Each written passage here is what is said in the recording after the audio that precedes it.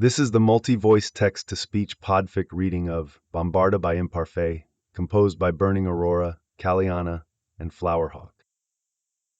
The morning of Sirius's 17th birthday, it's pissing rain outside, drops hammering against the windows of the castle, but even the rain can't spoil his mood. He's at breakfast earlier than usual, lording over the Gryffindor table, a ball of poorly contained frenetic energy.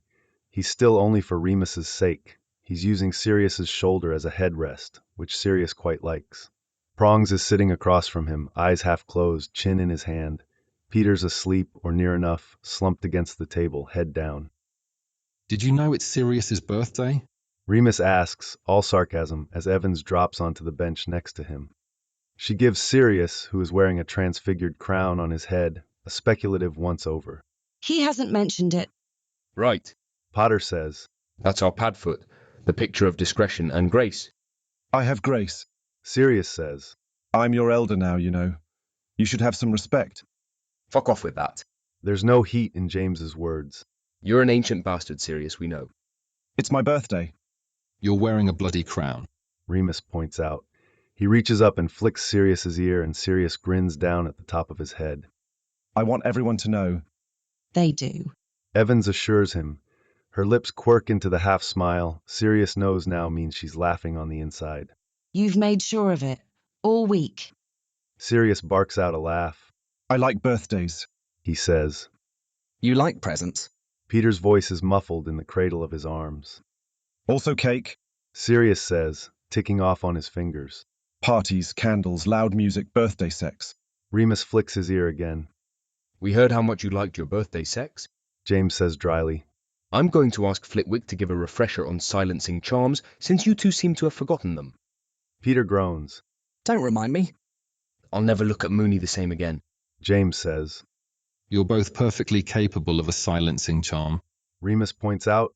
No one asked you to listen. It was 5 in the bloody morning.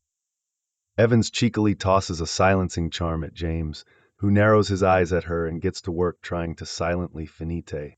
He's an absurd vision. Hair sticking up every which way, wand pointed at his throat, his face screwed up in concentration. Lovely gift, Evans. Sirius says around a grin. I'll cherish it. Sirius helps himself to some eggs, birthday eggs, as the rest of the castle begins to stagger in. He's halfway through buttering a slice of toast when he feels someone watching him and glances up. Regulus of all people is standing behind James, arms crossed, looking as severe and unpleasant as ever. He's pointedly not looking at Remus, which makes Sirius want to punch him. Regulus looking at Remus would also make Sirius want to punch him. Regulus's face, Sirius decides, is just punchable. What do you want? Sirius asks. He stands there for a moment silent and still, before he tosses a small wrapped box the size of a fist onto the table between James and Peter. Happy birthday. He says and stalks away before Sirius can manage to swallow his shock and answer. Well, that's poison. Wormtail says. Whatever it is, it's poison. Sirius prods the box with his butter knife. It doesn't explode. Huh. Poison. Peter repeats as Sirius hexes open the wrapping paper and uses a spare fork to lift the lid. Or a fucking pocket watch. Sirius breathes out as he manages to knock the lid off. It's gold, with diamonds inset along etched lines, and one ruby, he realizes, horror creeping up. One ruby just there, where the triangle meets the wonky rectangle. It's Sirius, he thinks dimly. Canis Major. Remus murmurs, sounding not at all like the entire universe had just reoriented itself. A bit on the nose. Sirius swears again and sends a viciously strong finite incantatum at Prongs. That's a rat bastard move. James says as soon as the spell hits him. He had that made. Of course he did. Sirius is hoarse. The idiot can't let me have the last word, can he? He lifts the watch out of its box and opens the clasp. A tiny folded paper falls out onto the table, but he pays it no mind because his whole body suddenly feels too hot and too cold. There on the watch face where the 12 should be is a nearly full moon. 4 days from full, he'd wager. He shuts it with shaking hands and sets it down, then unfolds the paper square, swearing to Merlin and Godric and Walburga Black that he is going to kill Regulus. S. Happy birthday. I would have had it made from the family silver, but I wasn't sure if the old wives' tales were true. You're a damn Gryffindor anyway. Ah, There were 4 occasions in their time at Hogwarts in which an emergency meeting of mischief makers had been called. The inaugural one was at the start of second year, when they'd puzzled out Remus's furry little problem.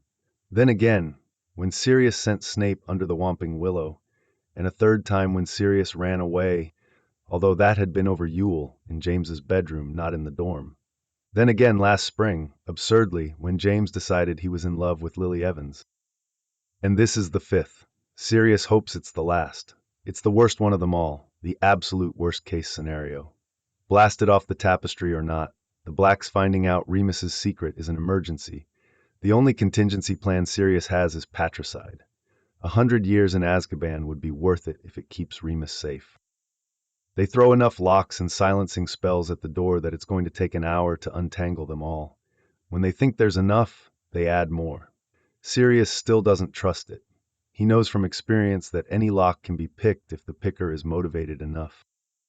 James paces and Peter frets while Sirius tests the strength of the spells on the door. Remus is still cross-legged on Sirius's bed, turning the pocket watch over in his hands. How the fuck did he find out? Sirius asks once he's sure no one is listening. your guess is as good as ours. Peter says. Snape. Nah, James says. not Snape. He couldn't tell anyone even if he wanted to. Remus looks up sharply but says nothing. He owed me a life debt. James scratches the back of his head and shoots Remus a small, apologetic smile. I asked for his repayment.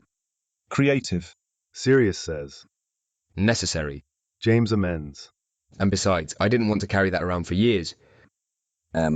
They all turn to Peter, who looks 2 seconds away from going furry and scuttling under his bed. Sirius, you didn't. Fuck you, Wormtail. Well, I just mean. I said fuck you, Wormtail. Sirius shouts. He feels magic itching in his palm. He wonders if it'll rip out of him if he gets mad enough, if he'll start bursting the glassware like his mad mother. Peter doesn't shrink back. He takes a step forward instead, boiling with his own kind of anger. Fuck yourself, Padfoot. You've already told someone once. And besides, you lived in the same bloody house as him for 4 years after we found out. Maybe he read your fucking diary. Sirius surges forward.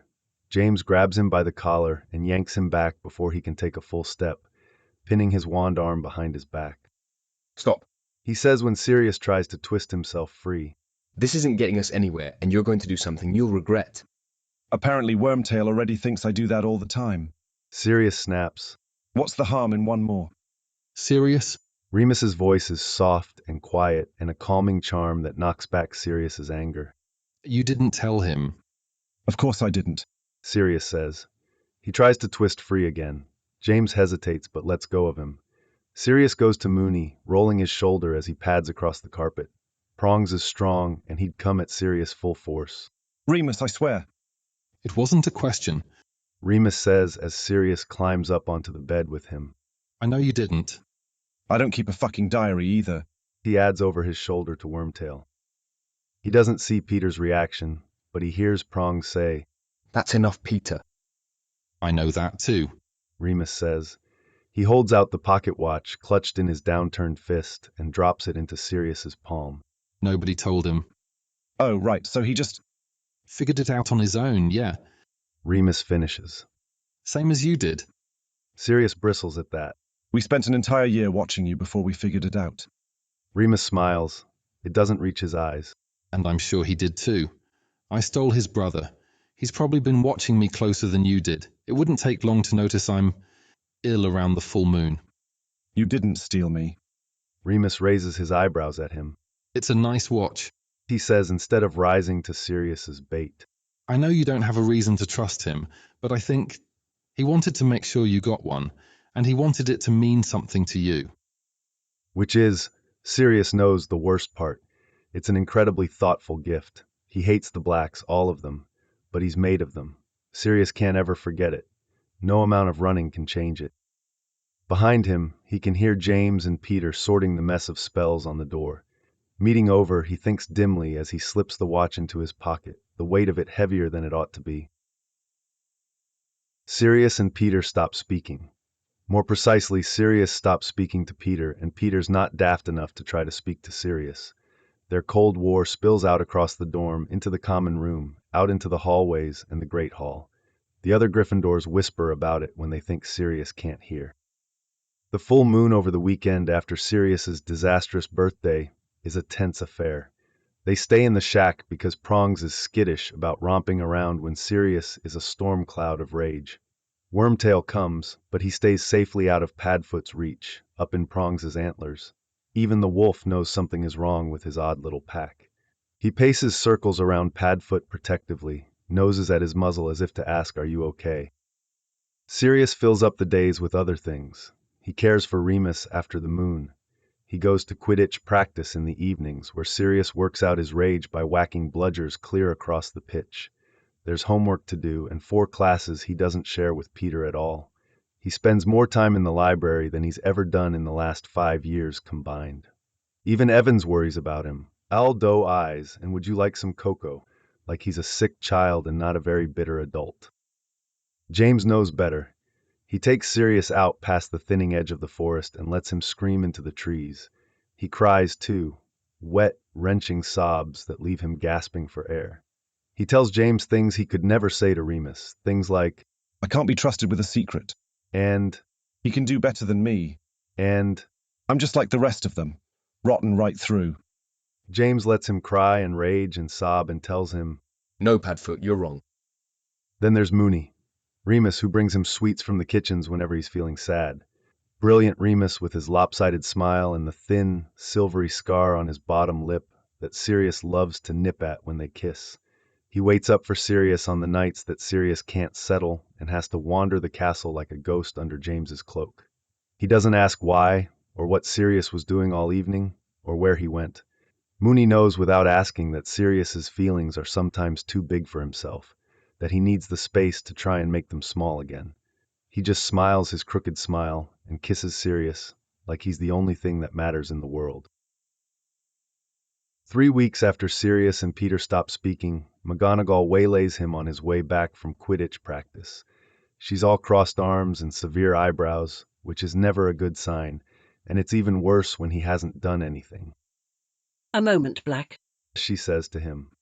He looks down at himself, still in his Quidditch kit, filthy and sweat-soaked. Now, He asks. Now. She answers. I can't have a shower first. He tries, but the look she levels on him would kill a lesser Gryffindor, so he slouches and follows her into her office. There's already a teacup set on the table beside the red wing-back chair she keeps by her desk.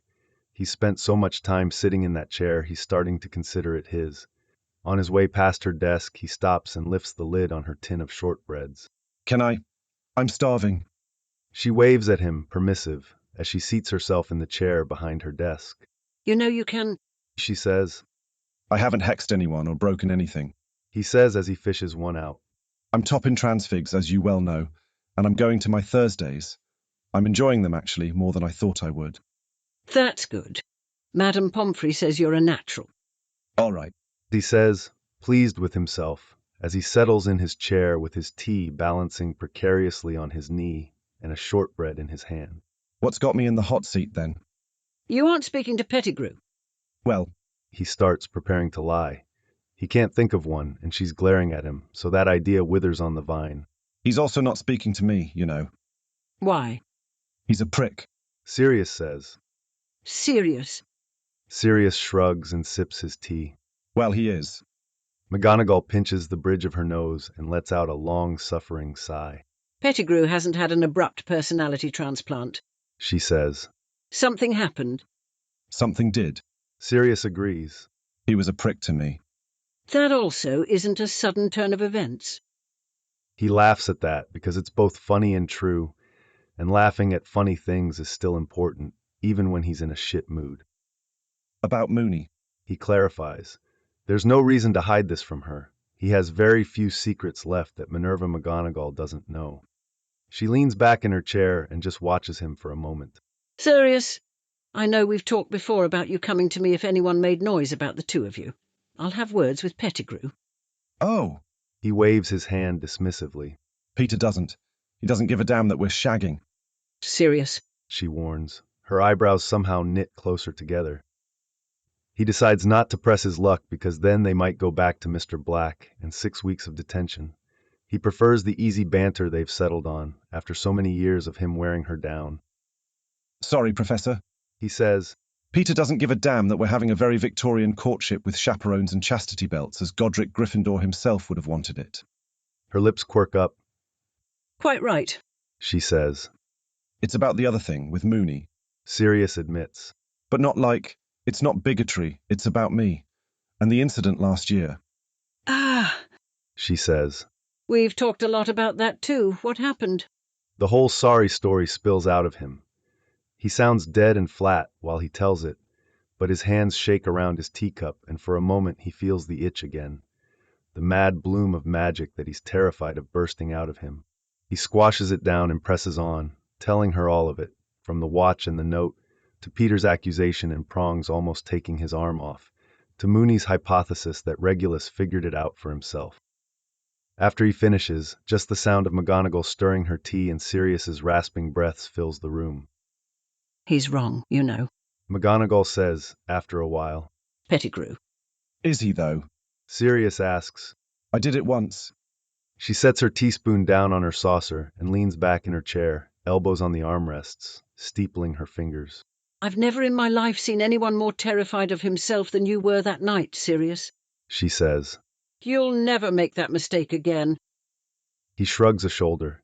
It's a relief to hear her say it, though, because from McGonagall he can believe it. I'll speak to Mr. Black. She says. You'll speak to Pettigrew. Do I have to? You do.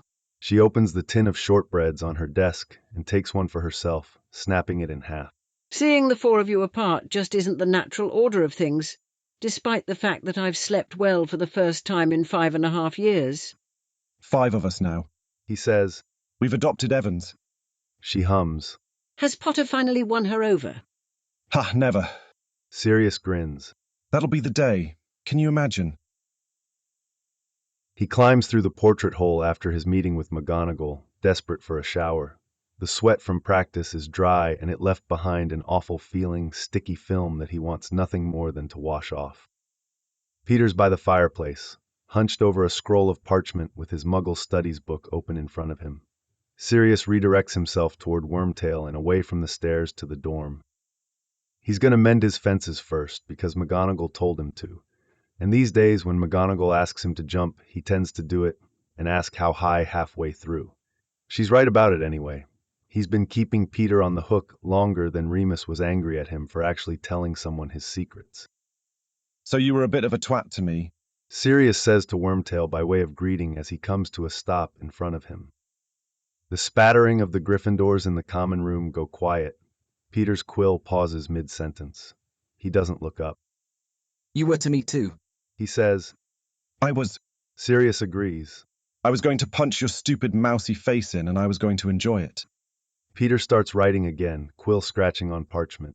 I was going to hex your stupid fucking hair off your head when you turned your back. He says. Had my wand out and everything. Thought Prongs was going to snap it and me right in half. Coward. Dickhead. All right, then. Sirius says. He drops onto the sofa next to him and kicks his feet up on the table. Apology accepted. You're completely insane, do you know that? Peter asks. I do. Sirius pokes him in the side. Were you really going to hex off my hair? I was angry. Sirius tuts disapprovingly. I talked to McGonagall. He says. She's the one who talked you down. I figured Mooney. Peter gives up the pretense of writing his essay and looks over at Sirius. He frowns and bites at his bottom lip, blonde fringe falling into his eyes. I was a twat. He says. I said it and I meant it, but I was wrong. As long as you know. Sirius says, reaching over and tossing an arm across Peter's shoulders. I suppose I shouldn't have tried to hit you. You smell like a locker room, Padfoot. Peter grumbles at him. He tries to scoot away, but Sirius grips and tugs until he's got a lap full of laughing Pettigrew, and the world rights itself around him. The curtains of his own bed are closed when Sirius comes into the dorm after his shower, barefoot and in well-worn pajama bottoms. He picks his way through the mess of discarded robes and parchment scrolls on the floor, while he towels out the water in his hair. Mooney. There's a sound like a yes, muffled by pillows and blankets, and Sirius laughs softly as he ducks through the curtains and falls into bed. You're wet Mooney says, and cold. Well, it was this or Quidditch-y. Sirius answers. He pushes his towel onto the floor and shakes his hair out. Fucking mutt. Remus says, eyes sparkling. Asshole. Sirius replies fondly. He leans down and kisses him. Mooney is warm and soft, and Sirius gets lost in him for a while. The rest of the world is tuned down. The only thing that matters is the gentle push of Remus's lips against his. Mooney's fingers slip into his hair, and Sirius pulls in a small, sharp gasp against Mooney's lips when he tugs. No fair. He mumbles, slipping his lips down to the sharp edge of Remus's jaw. He kisses open-mouthed along his jaw and sucks a bruise against his pulse point. Faint, but it marks him all the same, and Sirius loves marking him in places other people can see. Remus laughs sweetly, indulgent, but he tugs a handful of Sirius's hair again, forcing his head back, just enough to press their lips together. Sirius thinks there must be a word for how this makes him feel. Some combination of letters that encapsulates the way his whole body tingles, how time slows, and the only thing that matters is Mooney's fingers in his hair and on his bare stomach, tracing patterns on his skin that light up Sirius's nerves. He's half hard already. He was from the moment Remus tugged his hair. He breathes in a shaky breath against Remus's lips when Mooney's fingertips dance lower and dip under his waistband. And then the bloody bed hangings open. Lads, James says. Remus's fingers disappear. Sirius considers fratricide. What could you possibly want right now? Sirius asks into the side of Remus's face. well, Lainey Pickett told me, Caspian Hollyhead told her, Dorcas Meadows said that Mary McDonald saw you apologize to Wormtail. Sirius says. He pointedly doesn't move to look at James and reaches back to grab blindly at the bed hangings. Did that? James smacks Sirius's hand when it lands on his thigh. Oi, keep your hands to yourself. I very much would like it if he didn't. Mooney says around a sigh. Ah. James says, clearing his throat. You were, About to. Sirius says. James tuts. should have hexed the curtains closed. I'm going to hex you if you don't take a hint. Mooney tells him. Sirius laughs into his neck. All right. James says. The curtain falls closed. Sirius hears Prongs' grumpy silencio and then nothing at all. It's curious. Madame Pomfrey says to Sirius while he's carefully filling vials of pepper-up potion the Thursday after the December moon. Mr. Lupin was complaining all day Tuesday about your detention tonight. Sirius has the decency to look guilty. Must have gotten confused about the dates. Sirius says. I spent half my life in detention. Sirius, She says as he stoppers the last vial and looks up at her. you don't have to lie to your friends, or Mr. Lupin. I do, a bit. They'd laugh. Given Mr. Potter's habit of leaping before he looks, one would think he would be grateful to have an apprentice healer around. That pulls a thin, half-hearted laugh out of Sirius. He'll be shocked next time he breaks his wrist falling out of a tree and I set him right. She humps, certainly thinking about the 15 times at least she's had to set one of James's broken bones. I was hoping to have you help me with patients next term. She says. There's only so much that theory can teach you. Healing's practical work. He's suddenly itchy all over. He enjoys his Thursdays in Pomfrey's office practicing healing spells, learning the 12 categories of wizarding diseases, and helping her restock her supply cabinets. But they're alone. For 3 months, this has been his private thing that no one else has any say in at all. He'd always known his future. He was going to wind up a rich wanker, swanning from gala to gala, miserable like the rest of the bedamned blacks. The Sorting Hat showed him he didn't have to be like the rest of them. James showed him he could forge his own future. Then Remus grabbed him by his hair and kissed him stupid on the way off the Hogwarts Express at the end of 4th year. That left him spinning all summer, locked in Grimmauld Place, thinking about the endless possibilities of a future with someone. Last year, when McGonagall asked him what he wanted to do with his life, he blurted out, "Take care of Mooney," before he could stop himself. She'd leveled her best long-suffering look at him and made them both tea. He'd left her office 2 excruciating hours later with a pamphlet on healing buried in his bag and a meeting with Pomfrey scheduled for Thursday afternoon in lieu of his standing detention. He knows he's being irrational about the whole thing. Prongs will tease him, but James teases him for breathing. Peter doesn't have a leg to stand on with his lofty dreams of herbologist. And Remus, well, Sirius wants Remus to be proud of him. Okay. He says. After holds, yeah. Pomfrey shoots a wide smile his way. It's going to be my pleasure to write your recommendation next year, Sirius Black. She says. Now we've still got time. Tell me the symptoms of levitation sickness, please, and what your course of treatment would be. He's exhausted when he leaves the hospital wing after his lesson. It's after lights out.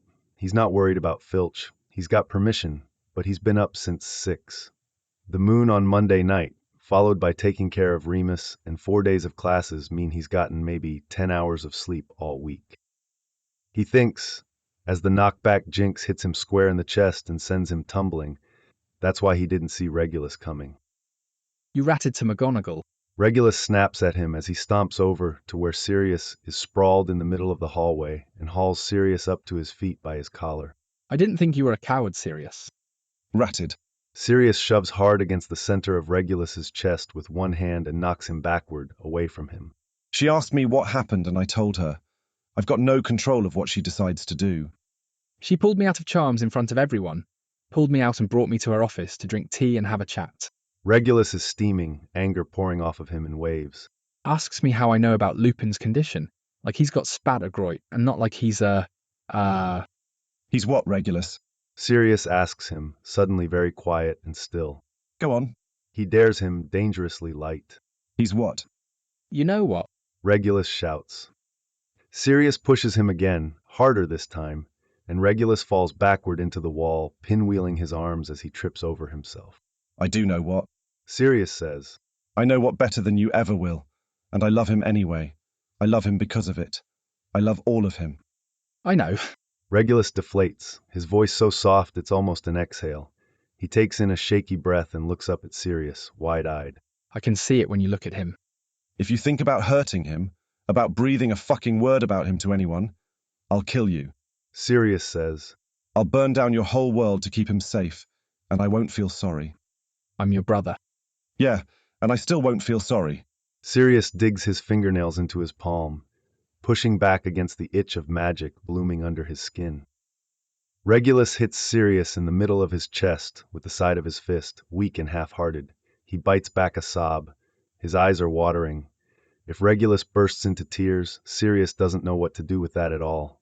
It's been years since Regulus cried to him. I'm so furious with you, Sirius. Regulus says, voice breaking. I want you to come home. I've been waiting for this. Fling. To come crashing down and for you to come to your senses. But you're not going to, are you? No, Reg. He says. I'm not ever going back. Sirius stands there, hands balled into fists at his sides, and watches his little brother struggle not to cry. We're your family. They're not, he says. She probably blasted me off the tapestry before I was off the front steps. Regulus flicks his eyes away, casts them downward. Sirius doesn't feel victorious. Neither of them win in this. For a while they're both still and silent, staring anywhere but at each other, breathing hard. What about me? Regulus asks, glaring at his shoes. His eyes are still wet with unshed tears, his mouth a hard, drawn line. Have you traded me out for James Potter? Sirius's heart cracks in his chest. Reg. I was never going to tell anyone. You know, even before you sicked McGonagall on me.